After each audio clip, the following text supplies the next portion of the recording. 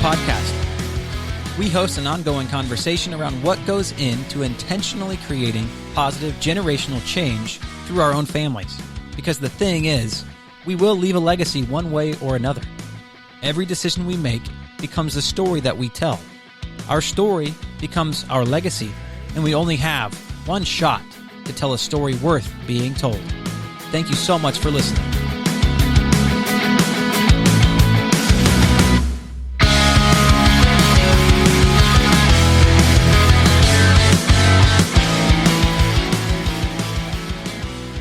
Hey, well, welcome back. We are on episode 6, and man, what a journey it's been. This has been so fun. Just doing this with you guys. Beto, Ben Appleby, George Hanlon, who's not here today, but we have Raffy Garcia subbing in for the George Hanlon. George is up north on a business meeting, so he's handling the biz. But hey, welcome back to Legacymakers podcast. We're so thankful you decided to chime in today, to tune in. We're excited for today's episode and what we're going to be talking about because it kind of taps into a little bit of a different demographic, still within the same realm of family and legacy. But actually today we're going to be talking about how can blended families still create a legacy, given the dynamics that come with blended families. And I thought it was cool because Raffy Garcia, who's here today, he is actually a part of a blended family. And so we're super thankful to have him here just for his real-time, real-life experience and just personal testimony to the possibility and the reality that you will still leave a legacy, no matter what kind of family you're in. So super glad you guys are tuning in today. We're excited. But Raffy, actually, would you mind just jumping in and just sharing a little bit about like who you are, and you know your family a little bit, and then maybe just what's the story? Like, how did you guys meet? And then how is it being a blended family? What's that like? Yeah, where do I start? My name's Raffy. Married, 3 girls, blended family. Excuse me. My wife has two girls that she brought into the marriage. I brought 1, and currently, so we're sitting at 5, and open to expanding it. So that's exciting. But it's definitely been a journey. It's been a lot of growth in there as well. Navigating our different parentings. We were both single parents for several years, so you can imagine a lot of the overcoming that had happened between my wife being the head of the household, at that time, and me myself, and having to marry those and understand how we work together. Aligning our family values as well when it came to discipline, education, things like that. So, yes, just for me, I see every year just another year in school. It's kind of learning what I'm for this season. Girls keep getting older. So they're 12 years old and 10, so they definitely have their own perspectives and their own opinions, and they're encouraged to have them, but it definitely creates more conflict because it's knowing to tell them and show them that we're still the parents, and at the end of the day, unfortunately, that's kind of how it rolls. But having the understanding that they still can voice their opinion. No, that's so good. How is it? How would you say it is having I'm not sure what the reality is for you guys, but like most blended families, there's 2 sets of parents for each kid, right? I'm just curious, like in your experience, like what's that like when you guys are married and you have a certain standard, a certain level of values that you guys are working on with your family? What is that like, the dynamic, if the other parent is not really working with that or is against it or doesn't believe in that? Can you get any insight to that experience? So for us, it's a unique situation. Both of us, in a way, were blessed that we were, I guess, single parents. The other parent is or wasn't, and it's not currently in the picture, so it made that a lot easier. But I will speak to that side of the having your child bring that up, and then how do you create that comfort, and how do you play both roles? That again, it's a lot for us was our faith and our trust in God and praying for each other, right, to come into our lives and finding that. So it's very interesting. My wife and I have very similar experiences becoming single parents and going through that. So we have that definitely unites us, and that's been kind of awesome. What we've been trying to show our girls, I guess, not to repeat and qualify themselves and appreciate the people that do come into their lives. It's so good. I love that. Thanks for sharing, Raffy. Thanks for being here too. So my one thought I wanted to kind of wrestle with is just given the differences in the world that we see with blended families versus non-blended families. What is some I mean, this is a question for all of us, but like what's some beauty that everyone can take away from those who are blended families versus those who are not? Like what's just like some of the beautiful qualities and the attributes of, when you're a blended family, there's probably things that you got to work through that non-blended families don't have to. But what that might do is that it might actually instill deeper levels of growth or deeper levels of unity. You might be able to overcome more challenges. I don't know. What thoughts come to mind when you think about that? I have one. So I come from divorced parents, and at some point my mom remarried. First she had a boyfriend, and then he became eventually her husband. And that was a little shocking, especially in the 80s.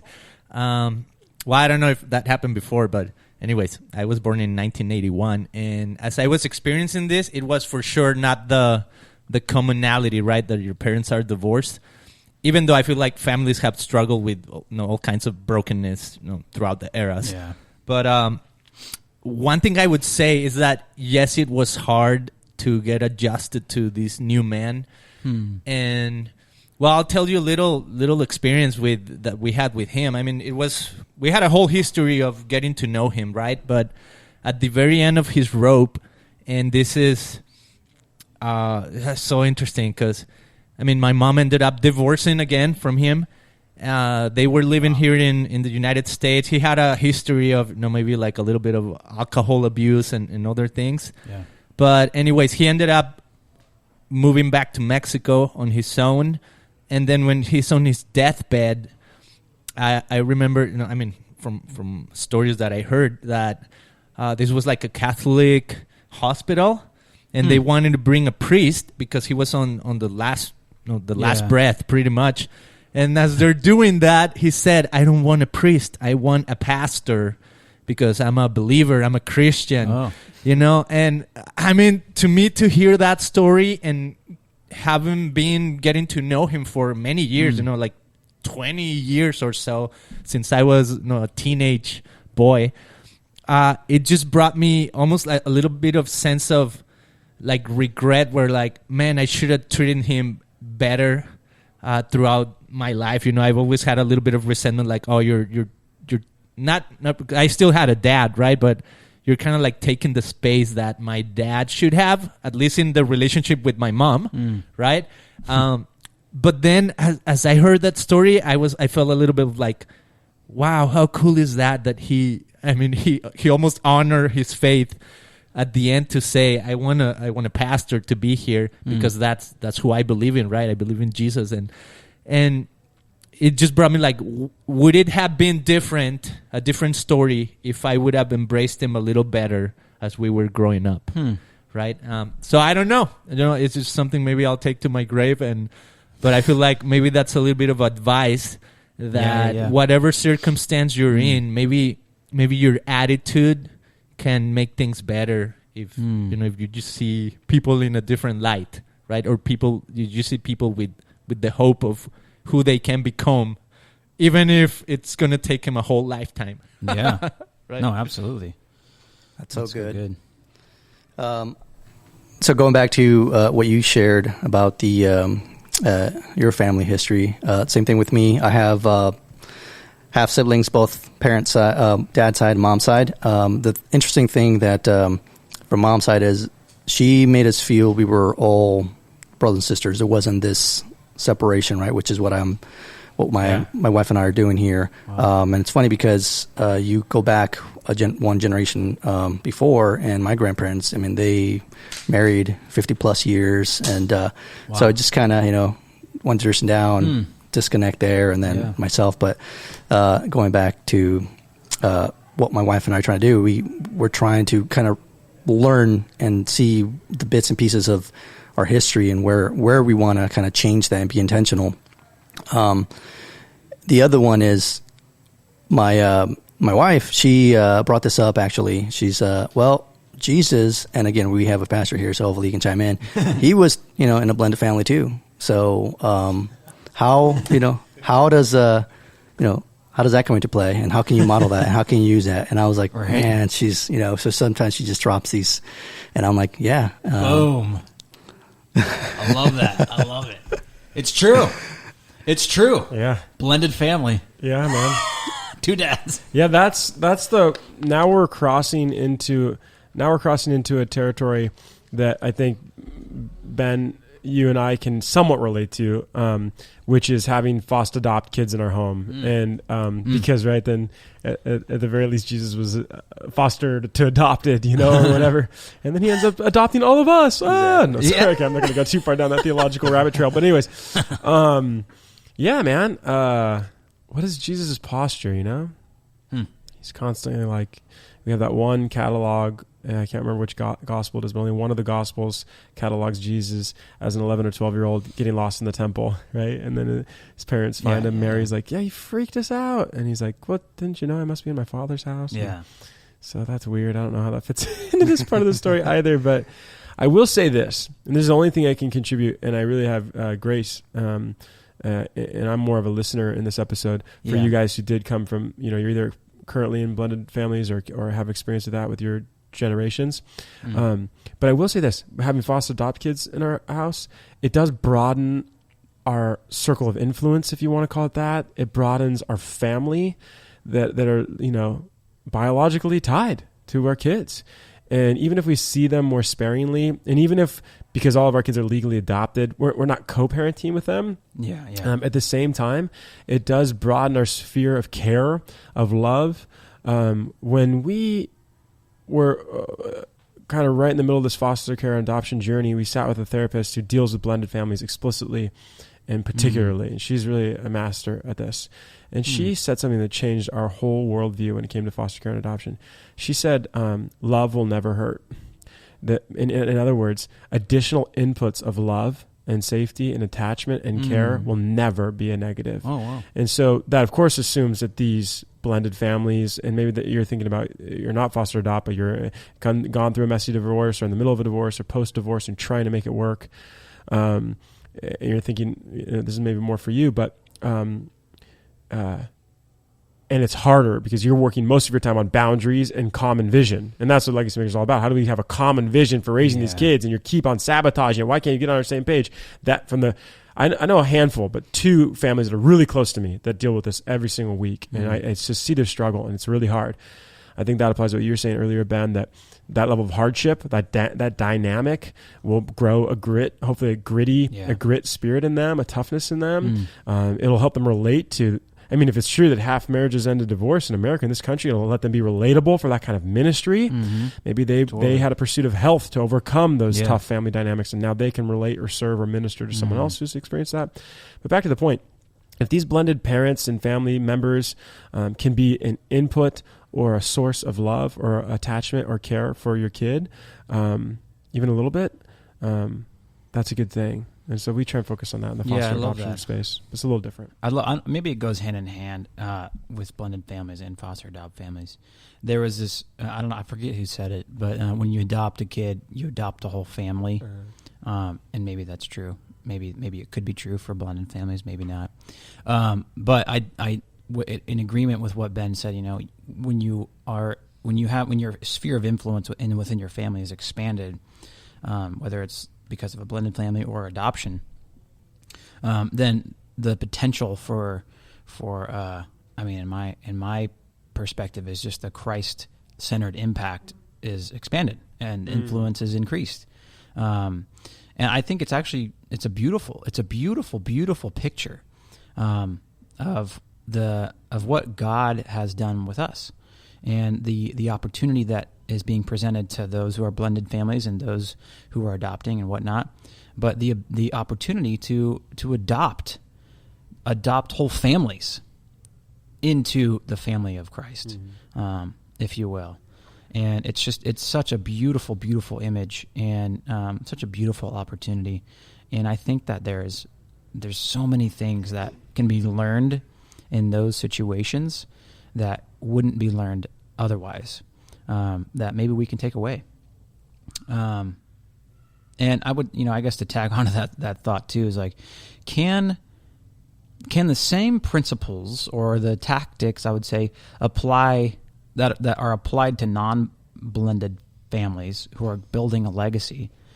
Can those same principles be applied to blended families in regards to just value implementation, to mission statements, to a plan? Right? Can those same action items, can they be applied, or is there like a nuance? Like what's the nuance? I'm wondering that.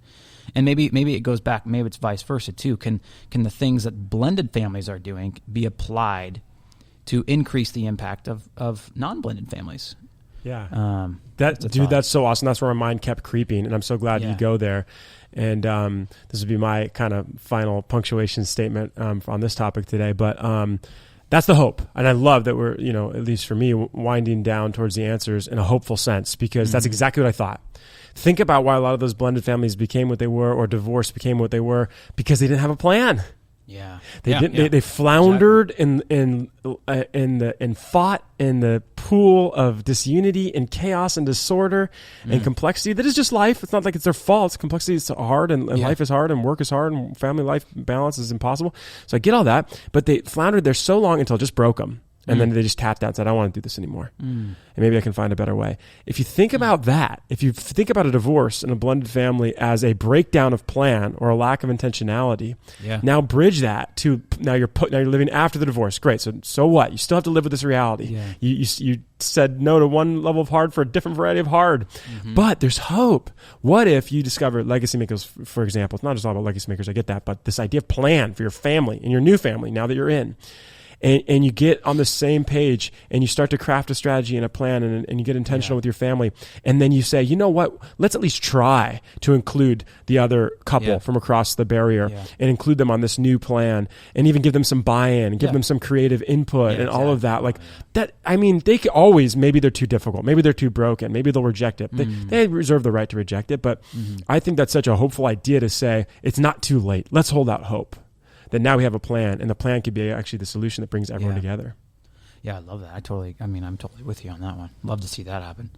What would you say, Raffy, as far as like, what are some things, some tactics, some actions, some principles that might apply, that are applying to your family that could apply to non-blended families? Any thoughts or advice or input on that? I think definitely grace would be key. Reason why, again, we all fall short. We all mess up, and that level of, commitment to be open that there's a lot that you need to figure out, decompress, and build. And I think trust is built slowly. As a parent to blended families, is you got to show them that you're there for them, you care for them, you love them, and in their love language too. So you could be showing in your own way, but you got to identify that. So I think it's a little harder. I think for me, it's been a little more challenging, but it's opened my eyes to be more understanding and just show grace. Myself as well, my wife, my girls. Again, the building unity between them. They love to be sisters, but it comes with good and bad. And sometimes is how do you bridge the gap where they have grace for each other and not use we're a blended family as a cop out, but as to bring them together. Yeah. How do you work on grace? How would you say that? How would you answer that? Go to God first. Go to God first. Go to God first. Pray, and again, model. Right? We're in similar groups, and we have mentors in common, and we've well, kind of, again, heard this, and it's hard to apply, but it's, your kids specifically, they won't always do what you tell them, but they will definitely do what they see you do. Yeah. So, you show them, again, what grace looks like, again, when you mess up, and asking for forgiveness and helping and being attentive, going out of your way to be of service to somebody else when you want something, sacrificing that to put somebody else first. All of that needs to be modeled and be repeated day in, day out. That's interesting. I mean, it seems like, if a blended family can grow in grace, then non-blended families should be able to grow in grace. In my mind right now, there doesn't seem to be an option to cop out or to opt out of that opportunity. Because it's hard. Yeah, it's going to be painful. But like if you want your family to be what you want it to be, then there's no excuse.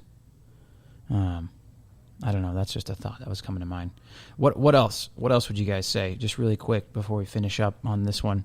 Well, I was going to say, Raffy, when you said that your wife said, well, Jesus was in a blended family, I was almost going to say, man, that's the F-bomb you threw right there. And what I mean by that is the father bomb.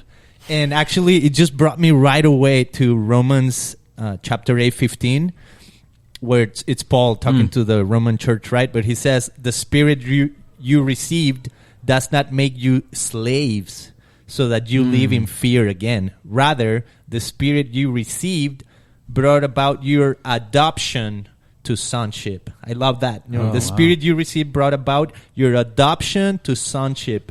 And by him we cry, Abba, Father.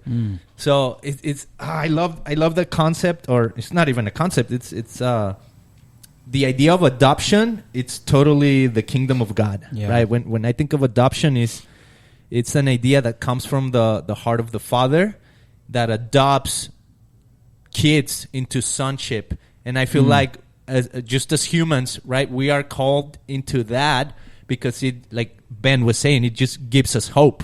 It gives us connectivity again. So no matter how broken your family might have been, or whatever situation, like Ben was saying, right? I mean, you created this brokenness maybe because there wasn't a plan or there wasn't nothing to aim for. But with what I love about this idea of adoption is adoption itself, it's the plan, right? Adoption itself is the hope. Adoption itself is the embracing back into family. And it could look like adopting a kid, or it could look maybe like within a blended family, almost like this idea of giving grace or accepting each other or adopting each other into a family, right? So I love that concept of, hey, in the Father, there's only sonship, right? There's no cousins, there's no, it's just sonship. Wow. It's the awareness, of course, right? And it goes back again. Me and my wife, we talk about this a lot, and it helps us kind of stay in check because again, we go back to these 3 girls that we have. They're our daughters, but they're his daughters first. We're just caretakers, and we're growing them for his glory and for his purpose in their lives. And how do we play a role? And so how do we become better parents? How do we help them? And by that, it's model, right? I mean, you can tell them, and I think all of us who are parents, we can tell them right from wrong, but sometimes they just need to see you do it. That is so good, and I think that's the commonality. Like, that's the similarity. Adoption, that ultimately the kids that we are in charge of, that we are parenting, that we have, blended or not, they're God's kids first. So what does God want us to do with his kids? That's the question we have to ask ourselves. How does God want us to raise up his kids? I mean, he's bestowing that honor upon us, but so how do we do it? And like Raffy said, it starts with what we're doing versus what we're saying, and which has been a common theme throughout the past couple episodes. But that is such a good point. Thanks for sharing, Raffy. Thanks for just bringing your perspective. Thanks, Beto. Thanks, Ben. We are so glad that you guys were able to join us this morning. We hope this was helpful. Hey, if you have any other thoughts or encouragement or maybe questions that you'd maybe like to see us discuss or hear us discuss, love to have you guys chime in. Otherwise, we will see you next time. Thank you so much.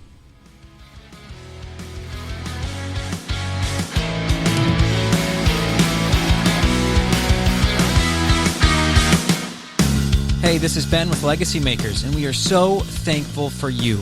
If you want to learn more about becoming a legacy maker, you can go to www.chooseourlegacy.com. Legacymakers is a 501c3 nonprofit based out of Costa Mesa, California, and our mission is to educate and train families to create positive, multi-generational impact.